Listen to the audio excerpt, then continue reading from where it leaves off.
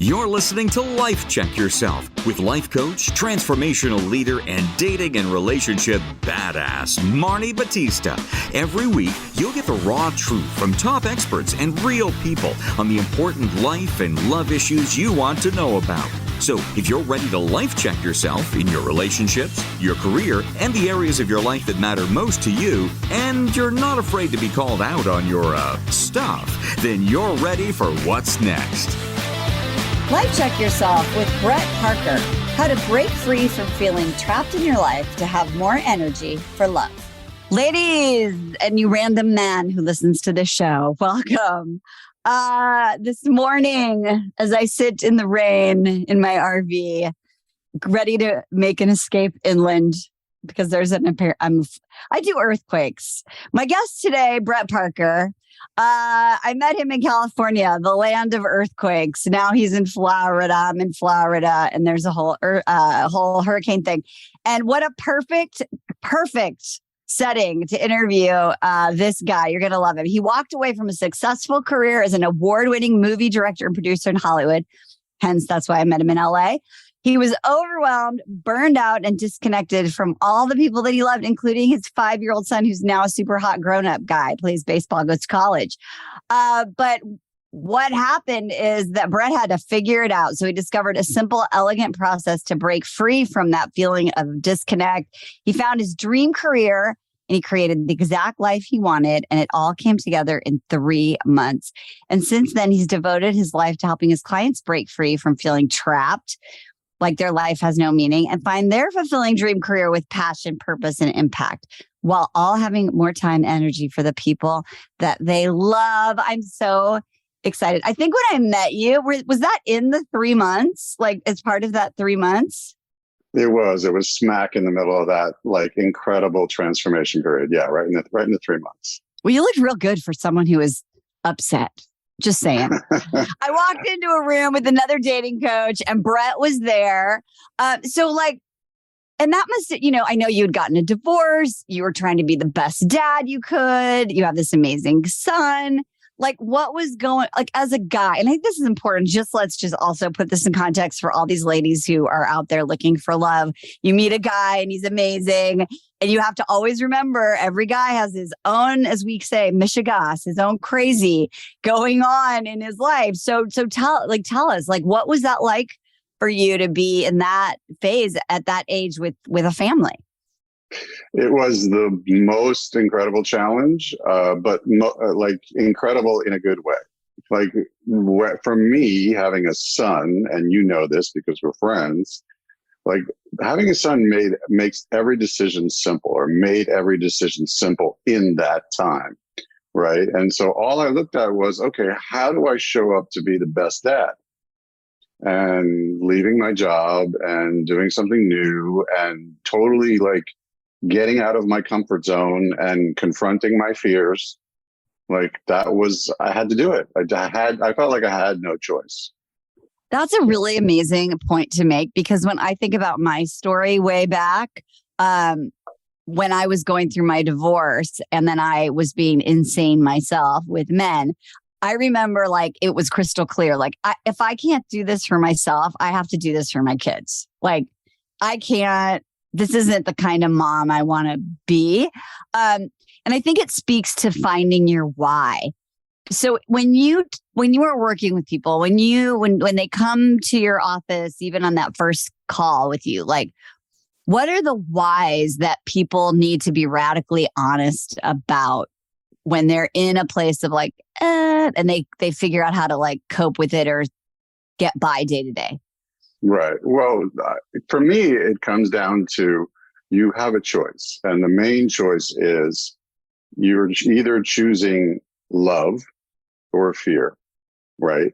And people who are stuck, they're stuck in whether it's dating, whether it's career, it's because they've made decisions or a decision out of fear. And it sounds simple, but it's not. I mean, we all have fear, right? Like it's part of life. Wow. But when you make that decision, so what I say to them, look, I understand where you are. I get it. I know why you're there. And you have all these like things that you're afraid of. Let's go down a different road. and stop saying, well, if this happened, it's like when you have anxiety, you're projecting into the future about all these bad things can happen to me. Well, let's look at the other side. What do you want? Right. And what if you had that? And how would that feel? So that's kind of the first step. Like you have to think that way. If you don't, you're not gonna get unstuck no matter where you are. I totally relate to that. I mean, even when I was thinking about leaving LA and selling my house and all of that, like if I focused on what could go wrong, then I was never going to do it. Right. Like, because the smarter you are and the more you have to lose. Right. Like, that's why, like, I have kids in their 20s. Is Cole in his 20s yet? He is, right? He's 20. Yeah. He's 20. It's like they make a decision. They're afraid, but like, like they have like the future, right? Like they have like less at stake. Right. But I think the older you are, as you go through every decade, or you start to get attached to the security from the external that is the illusion, the harder it is to do what you're talking about and focus on what is possible. So, like, is it do you make a list? Do you remind yourself? Like, what are some of the things you tell people to do to just start pivoting away from the list in your brain that can scare the shit out of you? Yeah. No, well, the first thing I tell them to do is let's walk down that road of fear, right? Like let's go down it and say, what is the absolute worst possible scenario? Like, let's go there. And for me, when I went there, and this was really like my epiphany, my aha moment was, okay, I'm going to leave my job. I'm going to change my life. I'm going to make a radical change, and I'm over 40, right? And I thought, well, the worst that could happen is that like nobody will hire me. I can't find work. I'll run out of money and I'll live in my car. So living in my car was that sort of bottom of the barrel. Which is hard to find a parking spot to live in your car in LA because there's lots of people living in their car. The worst thing is you can't even find a place to park your car you live in. Okay, go ahead. So then I thought, well, so what? I'm still there for my son, which was my why, right? Right. So I had my why. I was like, okay, I can deal with that. And then, of course, it's all about, and you and I have talked about this before, which is like lean into the energy that you want to feel. Right? Like lean and become the person, like embody those emotions that you want to feel now, which is a hard lesson to learn, but that's started there. Yeah. And I think this is really important, is that if you are waiting for fear to go away, you'll just, that'll be your last thought. Right? Like, oh, I guess it never went away. Right. And I never did anything. So I think the first thing when you look at like creating that life that you love and finding that career and that thing that makes you feel like you're alive is to understand that if you're waiting for something, whether it's to feel less afraid, to lose 10 pounds, to wait till you have a certain amount of money in your bank account, till your kid, you could have said, I'll just wait till Cole grows up, till he goes to college, right? Like, but you knew it was the now. Totally. Yeah. I mean, you can't wait because you're just going to wait. Right. And what is it costing you? Well, it's costing you everything. It's costing you who you are as a person. It's costing you how you show up for your, like, if, how you show up for your kids. It's costing you time, which is obviously the most valuable thing that we all have. Like, you just can't wait. You just have to go.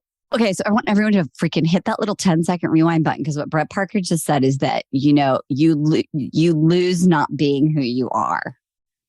To me, that internal chaos is, no one else will know about it, right? I met you. I see you sitting in that living room. You're chill. We're having a conversation. We're laughing, right? But everyone has that internal chaos. That internal chaos is the stuff that will ultimately, in my opinion, like create literally disease, disharmony, depression, anxiety, all those sorts of things. So what did you do to guide yourself? And I want to put this in this frame of what we talk about here on our campus a lot, is living from a place of like this resonance with that truth of who I really am. And people always ask, how do you know if it's that or it's like fear, or you're just bullshitting yourself. So in the context of your story, what was the new internal compass? What were the moves that you made? And how did you start to recognize what felt right? Okay. You're going to love this because it takes a page from your book, which is I created my non-negotiables. Woo! We Right. love non-negotiables. Okay. So I asked myself a question that if you ask 99 people in the world, they don't know the answer to, which is, what do you really want? What are the things in your life that you really, well, I'm not happy where I am, but I'm not sure. Well, what do you want? I'm not sure. Right. So I had that dark night of the soul on the couch, and I thought, if I could have anything, and I took all limitations off, and I said, what are the 3 or 4 things that I really want? And I created a list. And here's how I look at it, Marni. It's like you're looking for a house, okay? And you're not looking anywhere. You're looking in a specific neighborhood. And your non-negotiables are the things around that neighborhood. So the things that show up for you are only going to be in that neighborhood. Once you have that clarity, it's really just about getting clear. It's like, what do you want in a partner? Right. Well, I want these 3 to 5 things. And so if somebody shows up and they don't have those really important things, well, then they're just not a match. It's not a fit. So how do you, so one of the things I always, because I'm doing this in my own life right now, you know this, right? Like I'm kind of on this search to find out what blows my hair back and where do I want to live and where do I want to be. And I keep coming up with this question of like, I don't really know what I want, but I'm trying to figure out how I want to feel. So if someone says to you, well, Brett, this is what I would imagine they would say, because they say this to me when I say, what do you want? They're like, well, I don't know. I know what I don't want, right? You know, like I don't want this, I don't want that. So when you get confronted with your own, I don't know, which I think sometimes means I don't want to deal with it. And I'm speaking to myself as well. Like, what do you do when your voice is like, I don't know. And then you just listen to another podcast or think that a guy or something else or food or a nice restaurant or car is going to make you happy. What do you do with your I don't know? Well, I don't know means I don't want to look at it. You're 100% right. That's all it means. So if I said to you, okay, close your eyes and imagine you could have 5 amazing things, whether it's a house or a relationship or a car or whatever it is, what are these 5 things, right? And then that comes the key question. How do those things make you feel? And that's really what you're looking for. You're not looking for the things. Right. Brett Parker is so smart. Well, it's like you and Jeremy are trying to figure out, well, where do we want to live? Do we want to stay in one place? Do we want to move around? Well, what's the feeling you want? And that's really the key. That's the key. That is really the key because, and I love that you are highlighting this because I think that even when I ask somebody, like, do you really want a relationship? Because some people listen to this podcast and they dabble, you know, just like people want a different career and they dabble. In fact, I was at a wedding. You're going to love this. I was at a wedding and I was sitting around the table at the little dinner and, you know, we got put with all the randos. And this guy was like maybe 60. And we said, yeah, we live in an RV, whatever. And he started asking me all these really like particular questions, like he knew, like, you know, and I was like, how do you know all this? He's like, I watch YouTube videos. And I was like, oh, are you thinking about it? And he goes, no, it's a pipe dream. And I thought, you know, this guy he knew the YouTubers, he knew the details, but yet it was a pipe dream. And I think a lot of people that are listening and resonating with you about like not feeling like what they're doing is on purpose or really is in alignment. They're researching the shit out of it, Brett. They're trying to be like, well, you know, I'm trying to figure out what I want or what it looks like. But they're not doing anything, but they're putting all that time, energy. And you talked about time, that it's a time suck. Like if you were going to talk to that guy about his pipe dream, you know, what do you say so that you stop researching and start doing something about it? Well, I'd say you're on your way somewhere, but if you're not moving forward, like take a chance. It's all about overcoming that fear. Again, it's that resistance. Like you're going somewhere, But if you're just sitting there researching, you're not doing anything. So we all say, well, done is better than perfect, right? Starting is better than not going anywhere. I mean, when we met, I was nowhere near where I am now, and I'm nowhere near where I'm going to be in 5 years. Okay, so tell everyone what happened. So we left. So this is like, look, I'm a Hollywood movie producer. I set the scene. I walk in. Brett's there with his friend David. They're both these handsome 40-year-old men, and they're chatting me up. We're talking about work. On the inside, Brett is struggling, the most difficult time of his life. So you made your decision, and then what happened, and where are you now? Because and tell me about the next biggest fear you had to overcome. Interesting. Well, when I met you, I thought I saw you in this crowded room, and I thought, that's somebody I want to know. And thank you. Somebody I still know. Let me think back to that time. What was my biggest fear? My biggest fear was that I would be a disappointment for my son, that I would be a disappointment for the people in my life. But I had taken that leap. So honestly, in that moment, I was not afraid. I was going forward. And every day I remember saying this to David, I've never been so lost and yet so happy. I've never been so broke and yet so happy. Because I felt like, okay, this is what it feels like to find your way. Oh, I love that so much, because you took the leap, you quit your job, you were lost, but you felt like you had started to open the wedge into possibility. The thing that I hear, and I think this is something I know that I'm always need to have when I work with someone, is like, then you have that commitment, right? So you're lost, but you're committed. You're not sitting in the jungle being like, oh, well, I give up. You're like, all right, what's my next step? So you had that commitment, you had that why. So how did you, what are the, like, I know you have like a bunch of different steps, but high level, like, how do you then, like, what are the things you do then to start getting momentum now that you have clarity and you have commitment? Well, first and foremost, it's all about the reframe, right? Like, so once I reframed everything in my mind, everything that happened was a good thing, right? Like David called me, he said, I got you a job. I was like, great. What am I doing? He's like, you're coaching, you're copywriting. I said, great. I've never done either, but let's go. Right. Let's do it. And so what I found was that every step I took, and this was incredible, every step I took, my learning curve, I was literally drinking from a fire hose, and everything, if it wasn't an overwhelming success, there was success to be taken from it. There were those moments of, oh my God, this really worked. I'm going somewhere. I'm like on my way somewhere.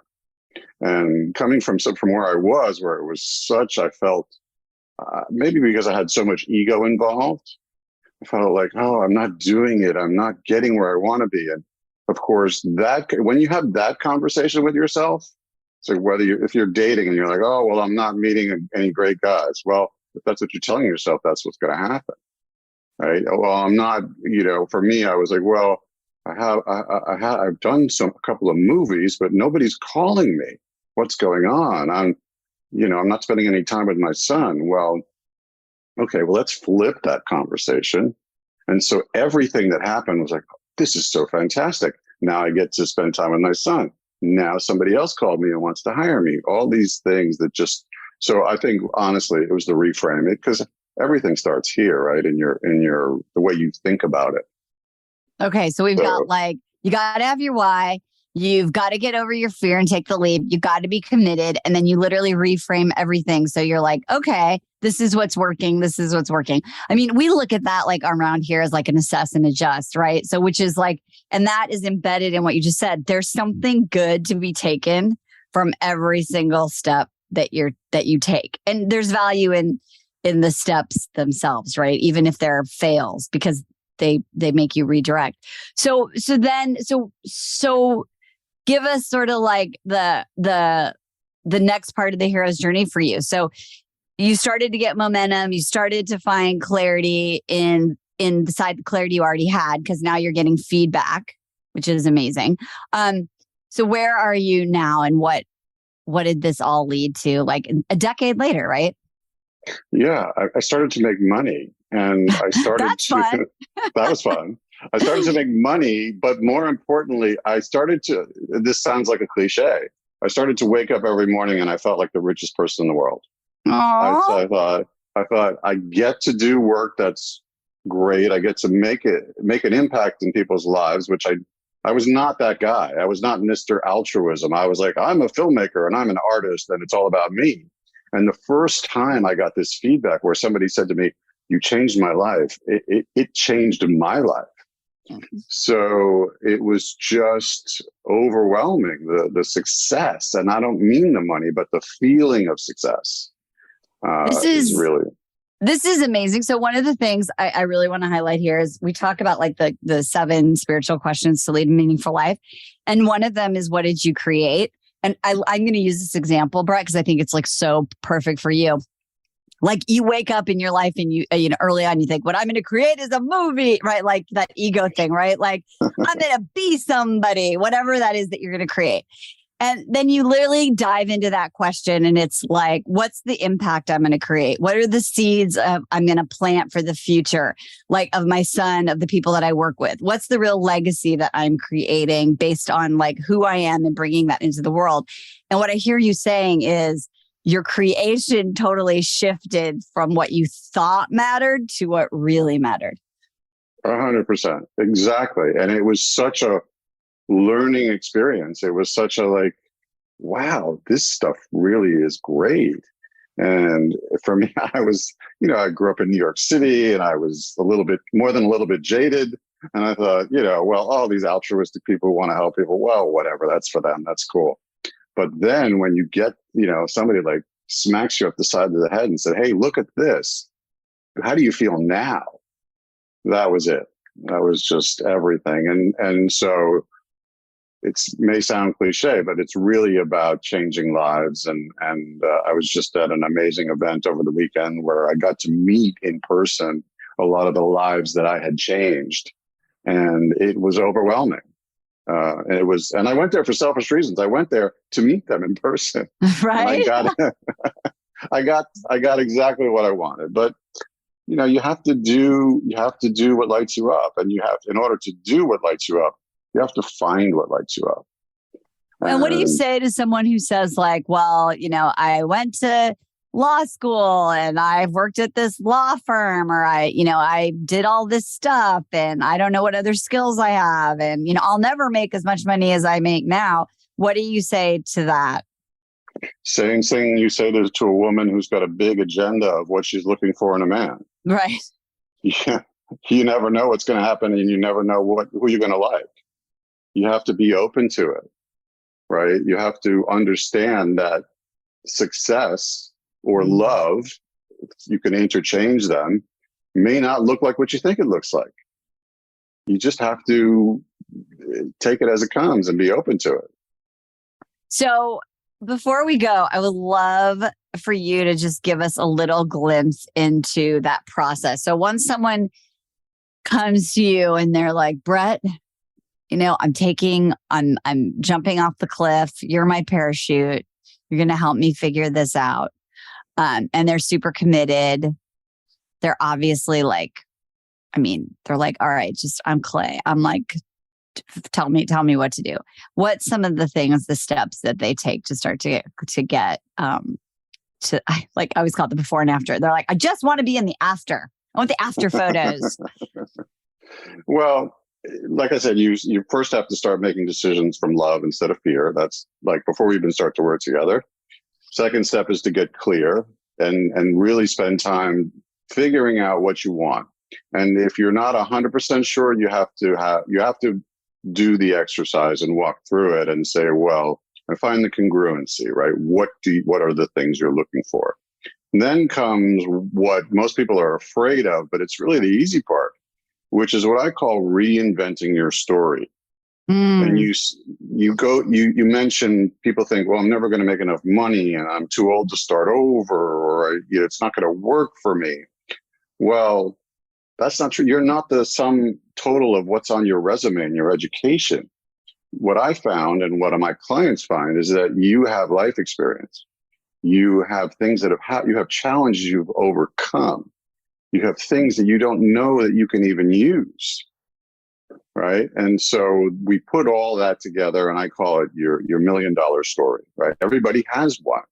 You have your own. I know yours like my own name. Right? You do. So we all have that, and you were amazing at creating that story. Right. You took what happened to you and you turned it on its head, and you put it like a this turbocharged engine behind you, and it just drove you. And that's what I encourage people to do. Like, change your story, reinvent it.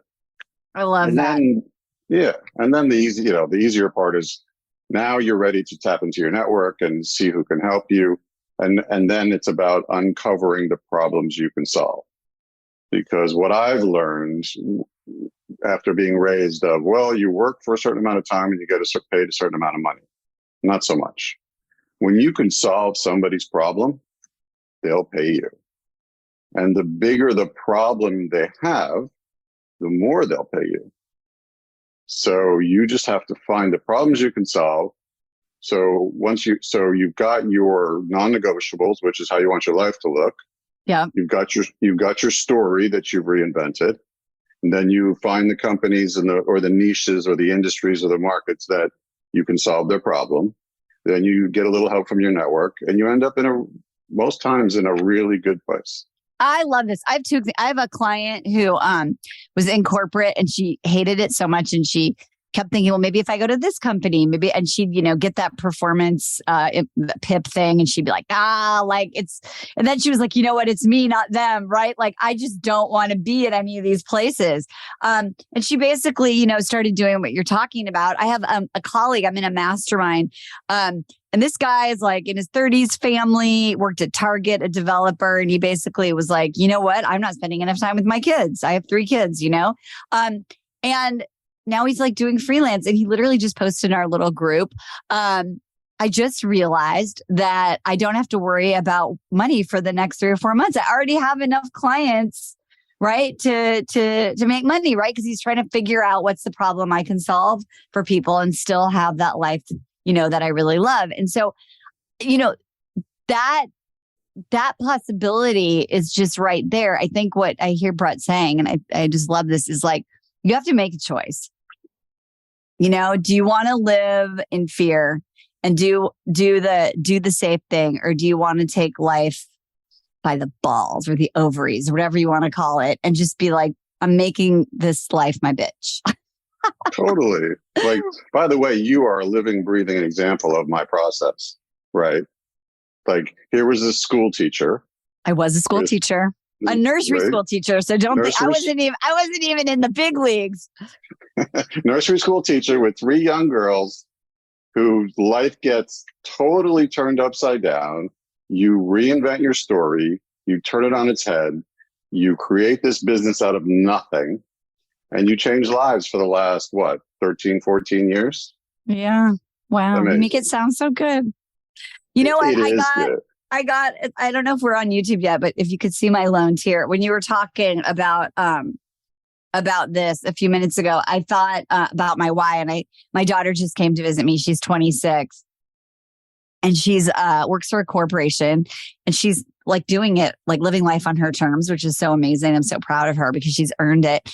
And she's like, you inspire me. Like, you inspire me to be like live my life the way I want it to look. Like, I'm following all the corporate rules. I'm kicking ass. I got a promotion. And I'm also saying, like, and I can go work from here. And I can do this. And I want to meet new people. And, like, really being an inspiration to my daughter rather than, that. And I failed a bunch of times inside of this, by the way. We all have, and you've been there for those too for me. But being that person that is 13 years down the road and saying, like, wow, it doesn't really matter what happened in the business, because my initial why, right, to like make sure my kids grew up with the right mindset and heart set and skill set, which is what you're teaching people to have later in life. That's all that matters. So I think like finding the why is a pretty cool thing down the road and seeing how it comes out. What does Cole say about you now? Like, how inspired is he? He's like, what does he say? He says, I'm stronger than you are now. I'm like, okay, great. He's an amazing kid. A man, actually, 20 years old. I mean, you could look at him, he spent his whole life pursuing his sport. And you could look at him and go, well, he's probably, kind of a dumb jock. But he's not, like, we were talking the other day, I was in the airport, and he said, I'm doing some research for a book. I want to write a book. I was like, you want to write a book? He's like, good for you. I said, the way to think big, right? I can do anything. I said, what's the subject of the book? He said, the root of evil. I was like, it just blew my mind. Like, how does this guy who spent his whole life chasing baseballs around come up with the idea? Because he thinks he can do anything, right? Just going back if I could add one thing to what you were saying before about what it's costing you. Yeah. So, 5 years ago, I had stage 3 cancer, right? And I don't want to sound like a cliche, but sitting in a room with people who are getting treatment every week, it's like the only thought you have is, I want more time. And I don't want that time to be wasted or unhappy, or I just want time doing things that I like to do with the people that I love and things like that. You never know. So that's really the whole deal. It's like, let's spend time with the people we love. Let's do things that we love to do. And like you said, some things you're going to do well, some things you're not going to do well. You're going to have success, you're going to have failure, but do it on your own terms.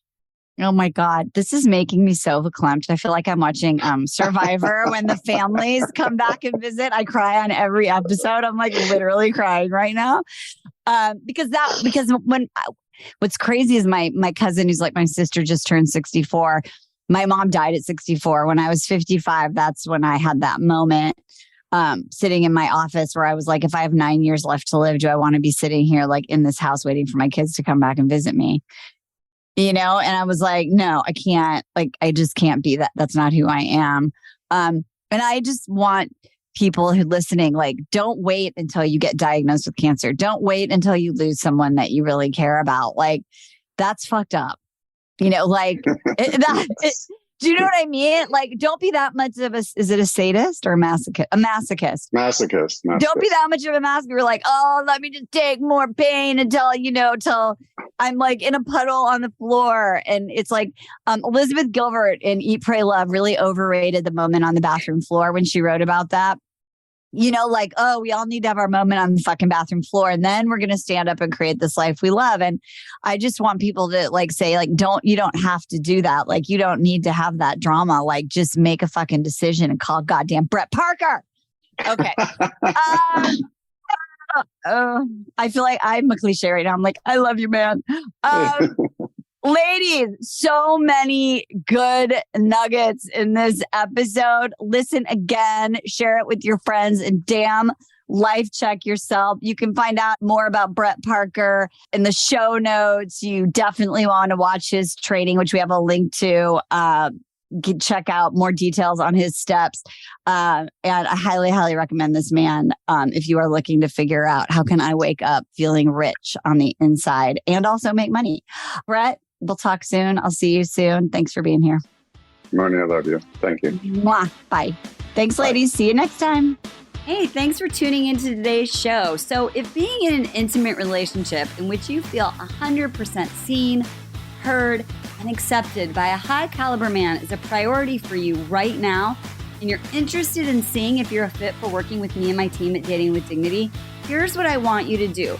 Just head over to DWD VIP. That's D as in dating, W, D as in dating, VIP.com, and book a call to speak with my team. We'll get on the phone with you for about 60 minutes, and you'll get crystal clear on what's stopping you from finding true love right now. We'll also take a look at what you want to create, what you want your whole life to look like when you're able to finally be fully expressed as a woman in a healthy relationship with an incredible guy. And if we can help you get from where you are right now to where you want to be, We will show you the fastest path possible that makes sense for you to do that. We help smart, successful women all over the world solve this one missing piece in their life so they can finally have it all. So to see if we can help you do the same thing, head over to dwdvip.com. I'm Marni Batista, and let's talk soon.